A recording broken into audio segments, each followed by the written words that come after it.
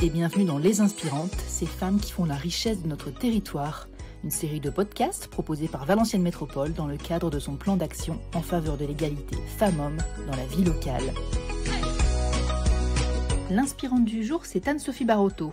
Elle est directrice du multi-accueil Ribambelle, Farandole et Serpentin à Valenciennes depuis 2017.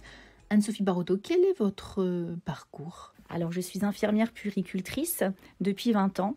J'ai commencé ma carrière en travaillant au centre hospitalier de Valenciennes. J'ai ensuite intégré la collectivité territoriale en 2009 en tant que directrice adjointe d'une crèche familiale et donc pris mes fonctions de direction au multi-accueil depuis 4 ans. Quel est le rôle d'une directrice de crèche ? C'est quoi son quotidien ? Alors, mon quotidien, c'est d'accueillir les parents, d'accueillir les enfants, de veiller à leur épanouissement et à leur éveil dans un cadre sécurisant. Et aussi d'accompagner les équipes, une équipe pluridisciplinaire composée d'auxiliaires de puériculture, d'éducatrices de jeunes enfants, d'agents d'animation et aussi d'agents techniques. Qu'est-ce qui vous passionne dans ce métier ? Le contact avec les familles, la relation privilégiée avec les enfants et aussi le contact avec mes équipes. Comment se déroule une journée à la crèche ? Alors, il n'y a pas de journée type à la crèche. Les journées sont rythmées par des rituels. Tout au long de la journée, nous allons proposer aux enfants des activités, des jeux non genrés, aussi bien des garages, la dinette, les poupées, les voitures, aussi bien pour les filles que pour les garçons, afin qu'ils puissent découvrir, faire leur propre expérience, imiter, reproduire ce qu'ils ont pu vivre auparavant. Pour vous, quel rôle la crèche joue sur les questions d'égalité entre les filles et les garçons ? Le rôle des professionnels de la petite enfance, c'est de casser, de stopper les stéréotypes, justement, filles-garçons, parce que ces stéréotypes ont un impact sur la construction de l'identité de l'enfant et sur le développement de ses compétences. Donc, il est important de ne pas limiter ces expériences, mais au contraire de lui ouvrir le champ des possibles. Et le personnel y est sensible à ça ? Le personnel est très sensible à ça, ça fait partie de leur formation initiale de base. C'est pour eux comme une évidence. Est-ce que vous observez chez les plus jeunes déjà des enjeux d'égalité ? Est-ce que par exemple les petites filles vont aller plus directement vers des dinettes ou des poupées ? Et est-ce que les garçons vont aller vers les garages et les voitures ? Ou est-ce que tout le monde joue avec tout ? Non, on n'observe pas ici à la crèche cet enjeu d'égalité entre filles et les garçons.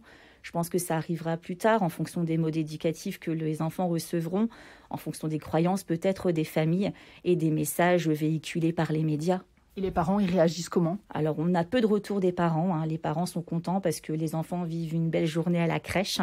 Et si toutefois un parent faisait part d'un effet de surprise par rapport à une activité qui aurait été proposée à son enfant, les professionnels sont là pour expliquer justement l'enjeu de leur laisser libre choix et de pouvoir découvrir plein de choses.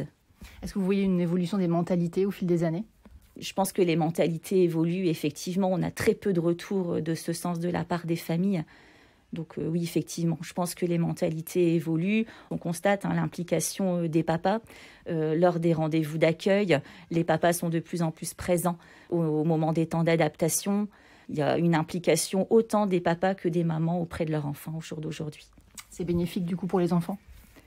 C'est bénéfique pour les enfants, c'est bénéfique pour l'équipe également, d'avoir le ressenti à la fois des deux parents. Est-ce que vous remarquez par exemple que les petits garçons vont avoir tendance à rester ensemble, les filles ensemble, ou est-ce que tout le monde est ensemble, ils jouent à tout ? Non, dans les groupes, les enfants jouent ensemble. Je pense que c'est lié au fait que dès le plus jeune âge, on les fait jouer en groupe, filles, garçons mélangés. Et du coup, ça n'a pas du tout d'impact sur les jeux et sur les affinités qu'ils pourraient avoir entre eux. On est vraiment sur une pédagogie neutre qui fait que finalement, on est sur l'égalité des chances de chaque enfant. Donc, pas de distinction à ce sujet. Il y a une petite conclusion à donner par rapport à tout cela ? J'ai envie de vous dire que l'égalité homme-femme se travaille au quotidien, que c'est un enjeu sociétal, que si chacun y met sa petite pierre à l'édifice, finalement, c'est en vue d'une meilleure qualité de vie pour chacun.